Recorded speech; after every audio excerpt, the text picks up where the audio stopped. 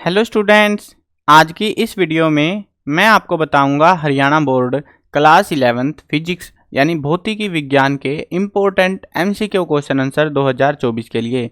शुरू करते हैं वीडियो को। मैं हूं अजय और आप देख रहे हैं सीसीएल चैप्टर। लेकिन वीडियो शुरू करने से पहले आपको बता दूं, अगर आपको हरियाणा बोर्ड क्लास 11th के लिए किसी भी सब्जेक्ट के इंपॉर्टेंट क्वेश्चंस या मॉडल पेपर सॉल्यूशन की वीडियो देखनी है, डिस्क्रिप्शन में प्लेलिस्ट का लिंक मिल जाएगा, वहां से आप देख सकते हो। उसके अलावा एक वेबसाइट है जिसको मैं बता देता हूं जो आपके बहुत काम आएगी। गूगल पर जाकर सर्च कर लेना cclchapter.com।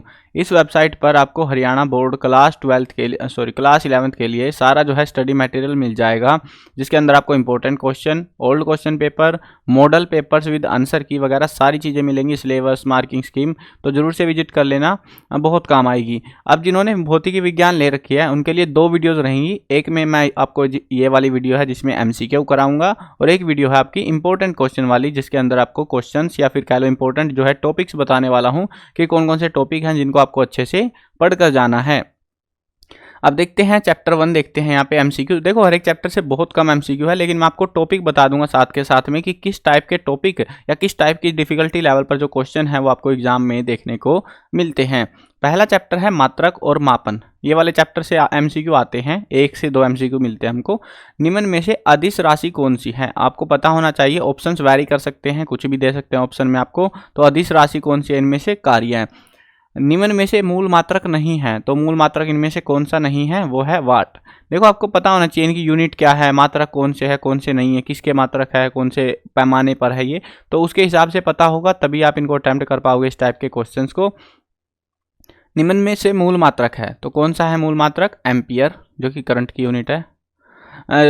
विमीय सूत्र MLT-2 व्यक्त करता है। ये जो विमीय सूत्र है, कुछ जो मेन फॉर्मूले आपको देखने को मिलते हैं, बल, शक्ति, संवेग वगैरह, इनके तो पढ़ के जाना आराम से इजीली, ठीक है। तो इनमें से पूछते हैं, कॉमन से जो टॉपिक देखने को मिलते हैं ना, उनमें से पूछते हैं विमीय सूत्र भी, और ये पूछ लेते हैं ज़्यादातर टाइम। विमीय सूत्र ये किसका रहेगा, MLT-2, वो है बल का।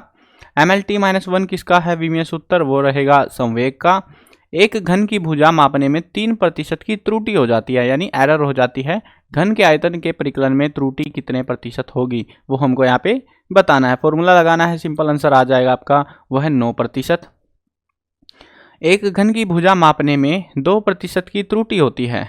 घन के आयतन के परिकलन में प्रतिशत त्रुटि होगी तो कितनी होगी। यहाँ पे भी सेम है, वहाँ पे कितना था, 3% था, यहाँ पे था 2%, तो यहाँ पे कितनी हो जाएगी, 6% की जो है त्रुटि हो जाएगी। इस टाइप का जो क्वेश्चन है वो देखने को मिल सकता है। इस टाइप के वैल्यू बदल सकते हैं, बट कंसेप्ट सेम ही है, इसमें भी फॉर्मूला याद कर लेना इनको। देखो जो न्यूमेरिकल है ना, उनको एक बार सोल्व करके देख लेना, आपको समझ आ जाएंगे। ऐसे हमको अटेम्प्ट करना है, और इस टाइप से एमसीक्यू आपको देखने को मिलेंगे। सरल रेखा में गति। सरल रेखीय गति के विस्थापन समय वक्र का ढाल प्रदर्शित करता है। किसको प्रदर्शित करता है, वेग को। एक वस्तु एक नियत त्वरण से गतिशील है, यानी कि जो है बिल्कुल कांस्टेंट चल रही है वो। इस वस्तु की गति का समय वेग आरेख हो गया। समय वेग का जो आरेख है वो आपको बताना है, इनमें से कौन सा रहेगा, तो वो रहेगा हमारा ऑप्शन ए, यानी वेग और ऐसे, तभी तो ये रहेगा ना, बिल्कुल कांस्टेंट हो जाएगा यहाँ पे इस केस में। आगे बढ़ते हैं अगले चैप्टर में, समतल में गति। 3 गेंदें हैं जिनका कोण दे रखा हमको 30 डिग्री, 45 और 60 डिग्री पर ऊपर की ओर समान प्रारंभिक चाल से प्रक्षेपित की गई, यानी कि जो फेंका गया है वो सेम गति से फेंका गया है सारों को। माना गेंद का प्रास r थीटा से व्यक्त किया जाता है, तो क्या होगा, तो उस केस में होगा सबसे ज़्यादा, आपको पता है वैसे याद रखने की चीज़ है ये, सबसे ज़्यादा जो गेंद जो दूर जाएगी वो कौन सी जाएगी, 45 डिग्री वाली, और 45 सबसे ज़्यादा रहेगा हमारा। बाकियों में अगर आप ध्यान से देखते हो तो 45 जो है किसी में भी ज़्यादा नहीं है, ऑप्शन सी के अलावा। तो इस तरीके से जो है हमारा आंसर ये सही रहेगा। आगे देखते हैं अगला। देखो एमसीक्यू में ऐसा नहीं होता, आपको ऐसे न्यूमेरिकल मिलेंगे, क्वेश्चन मिलेंगे जिनको सोल्व करने में आपको बहुत टाइम लग जाए।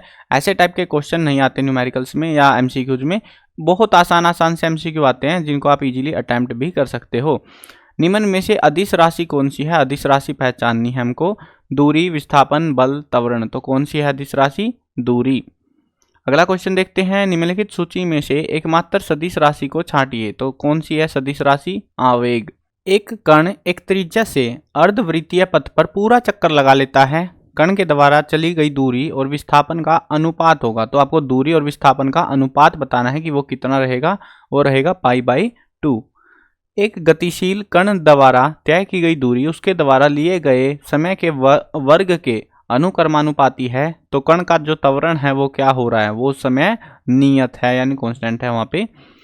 एक कण एक r त्रिज्या के अर्धवृत्तीय पथ पर एक पूरा चक्कर लगा लेता है, कण के द्वारा चला गया विस्थापन होगा। तो विस्थापन कितना होगा? देखो ये आसान क्वेश्चन है, इसमें यहाँ पे ऐसा नहीं है कि आपने रट के गए और कुछ हो गया, बहुत ईजी सा है। जैसे ये है, ये अर्धवृत्तीय, पहले अर्धवृत्तीय छाप लो, ठीक है, छाप लिया। अब जो है बोल रहे हैं कि एक जो है r त्रिज्या, त्रिज्या का नाम r रख रखा है इन्होंने, त्रिज्या।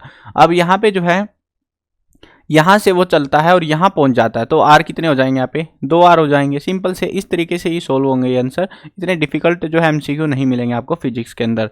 हाँ, केमिस्ट्री का पेपर हार्ड आता है, उसको इजी मत सोचना, फिजिक्स वाला आसान आता है पेपर। गति के नियम, कौन सा घर्षण सबसे कम है? ऑप्शन के हिसाब से बताना है आपको। तो सबसे कम कौन सा घर्षण है? गतिज घर्षण।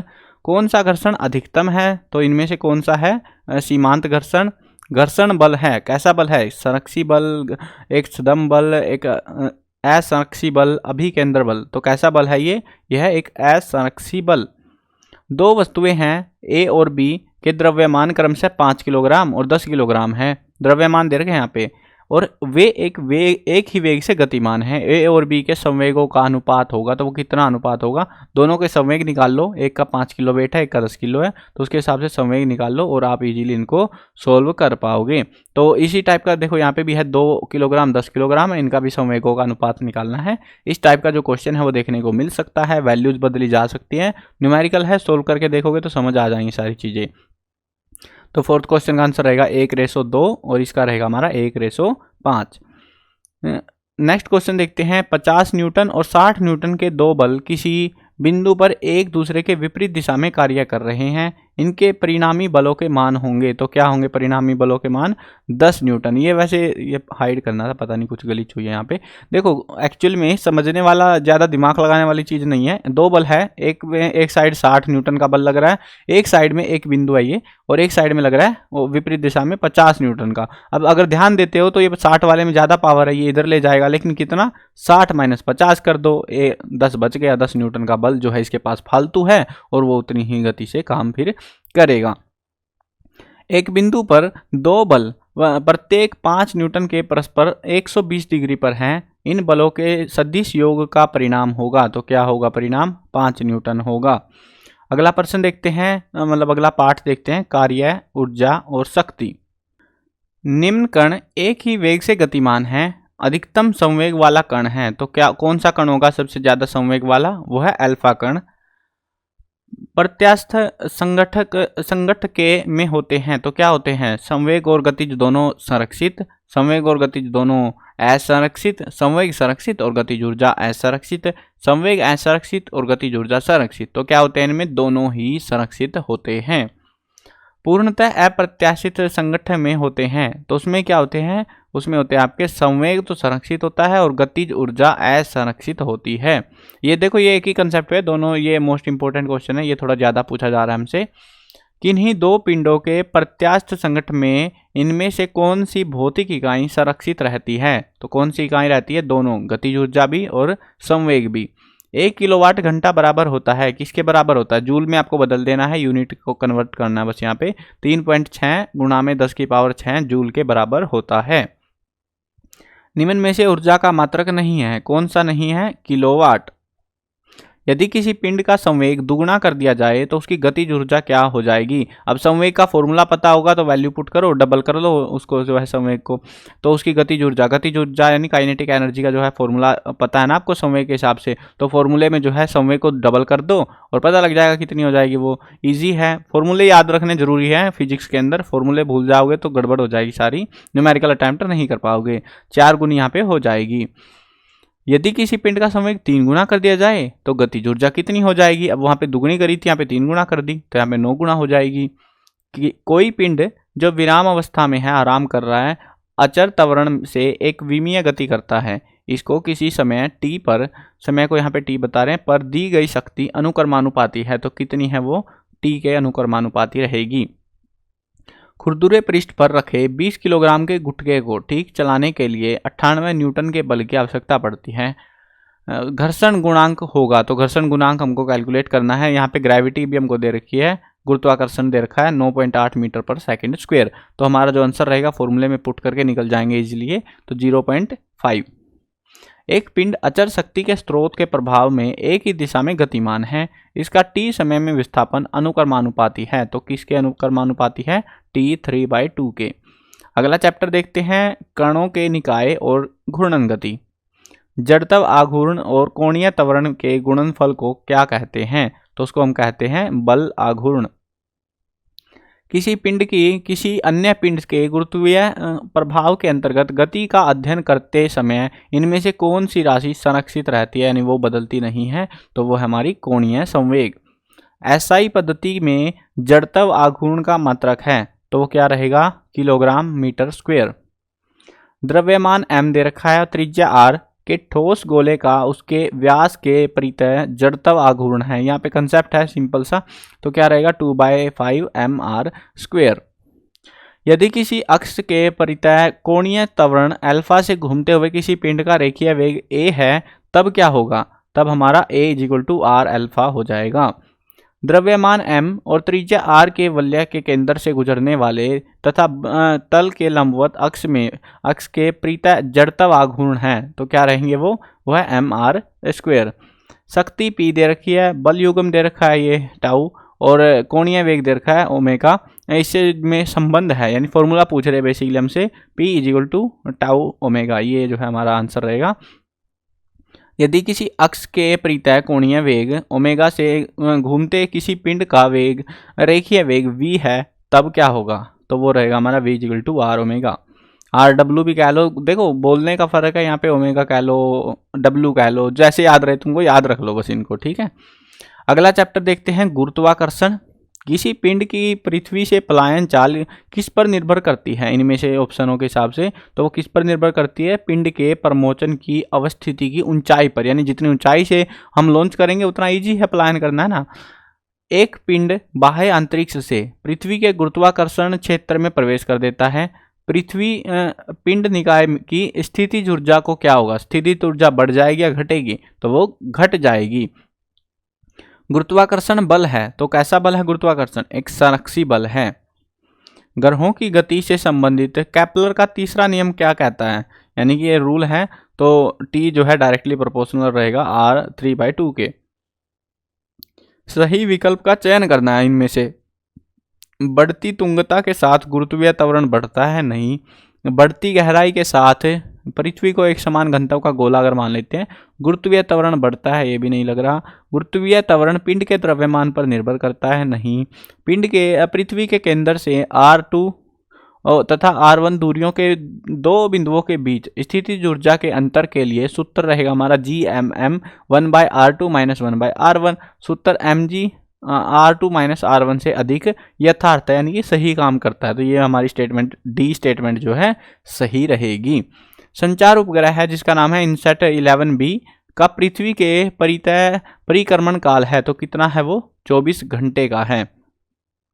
पृथ्वी के केंद्र पर किसी पिंड का भार होता है, केंद्र पर, देखो ध्यान रखना केंद्र पर, तो वो होता है 0 यानी 0।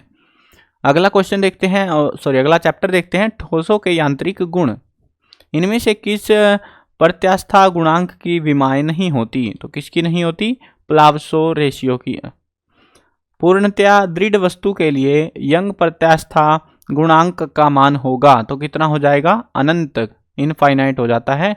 नेक्स्ट जो चैप्टर है, तरलों के आंतरिक गुण। इसमें से अभी तक कोई बार एग्जाम में 5-6 साल हो गए एग्जाम में MCQ दिए नहीं इस चैप्टर से, पता नहीं क्यों, शायद अब की बार दे भी दे, मूड बदल सकता है, वैसे अभी तक आए नहीं है। द्रव्य के तापीय गुण। द्रव्य के तापीय गुण का देखते हैं कि क्वेश्चन आया था अभी तक एग्जाम में। परम ताप T पर किसी गैस के अणु की माध्य गतिज ऊर्जा अनुक्रमानुपाती है। किसके अनुक्रमानुपाती होती है? T के। अगला चैप्टर देखते हैं, उष्मागतिकी। इसमें से आते हैं MCQ। देखो जिन चैप्टरों में से आपको MCQ मिल रहे हैं ना, उन्हीं चैप्टरों में से चांस रहते हैं ज़्यादा MCQ आपको मिलेंगे, ठीक है। मतलब जो MCQ आएंगे उनमें से आने के चांसेस रहते हैं रिपीट से। इनमें से किस ऊष्मागतिकी प्रक्रम में निकाय और परिवेश के मध्य ऊर्जा ऊष्मा जो है प्रवाह नहीं होता। ये सारी जो स्टेटमेंट है इनको पढ़ लेना, इनमें से स्टेटमेंट की डेफिनेशन वगैरह पूछी जाती है इनकी। तो इनमें रहेगा हमारा रुद्धोष्म। यदि नियत दाब के प्रक्रम में एक निकाय है तो प्रक्रम को क्या कहलाएगा? क्या कहलाएगा? समदाबीय। यदि नियत आयतन के प्रक्रम में एक निकाय है तो प्रक्रम कहलाएगा, क्या कहलाएगा? सम आयतनिक। नेक्स्ट चैप्टर देखते हैं अणुगति सिद्धांत। अणुगति सिद्धांत के अनुसार किसी आदर्श गैस का दाब इनमें से किसके बराबर होता है? यहाँ पे रो जो है घनत्व है और वी जो है वर्ग मध्य मूलचाल है। तो यहाँ पे क्या हो जाएगा? Formula 3/2 rho V square. पढ़ा होगा ना, फॉर्मूला याद होगा तुमको। किसी स्थिति में वास्तविक गैसों का व्यवहार आदर्श गैसों के सदृश होने लगता है तो किस पर होने लगता है? निम्न दाब जब हो जाता है, यानी दाब कम हो जाता है और तापमान ज़्यादा ऊंचा, ज़्यादा हाई हो जाता है, उस केस में वो जो है आदर्श गैसों जैसा बिहेव करती हैं वास्तविक गैसें। अगला चैप्टर देखते हैं दोलन। सरल आवर्त गति करते हुए किसी कण का आवर्त काल होता है तो कितना होता है? फॉर्मूला पूछ रहे हैं हमसे, T=2 पाई विस्थापन अपॉन में त्वरण पूरे का स्क्वायर रूट जो है हमारा यहाँ पे हो जाएगा। सरल आवर्त गति करते हुए कण की साम्य स्थिति से x दूरी पर स्थितिज ऊर्जा होती है तो कितनी होती है? वो होती है 12 mw² x²।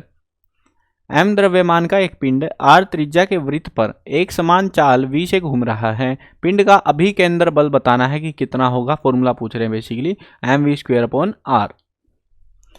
अगला चैप्टर देखते हैं, लास्ट चैप्टर हमारा तरंगे। l लंबाई की डोरी का एक सिरा m सहती के किसी कण से और दूसरा सिरा जो है चिकनी क्षैतिज पर लगी खूंटी से बंधा हुआ है।